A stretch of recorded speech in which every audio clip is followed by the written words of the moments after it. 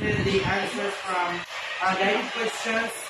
She gave more emphasis on collaborative learning that benefits music education. And teacher Nunez shared also his ideas and insight about the learning outcomes from collaborative learning. He instilled the different aspects as a whole, so that the learning output should be evident. Sir. Am I right? Okay. Okay. Okay. Mr. Templa emphasized the types of collaborative learning that need for the researchers to verify the supporting information based on the given by Mrs. Montiramos because it's quite crucial. And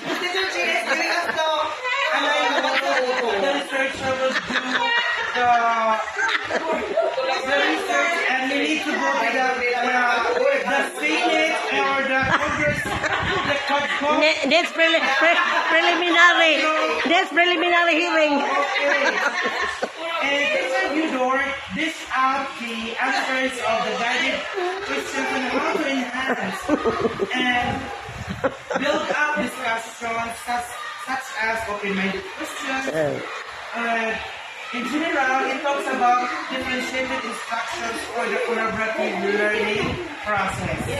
Okay, next.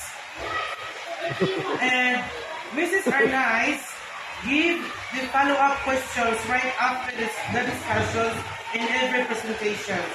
She gave also an opportunity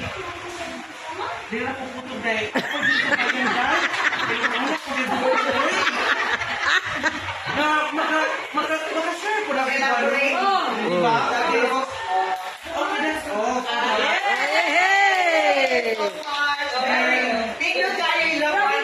Bitaw. Bitaw.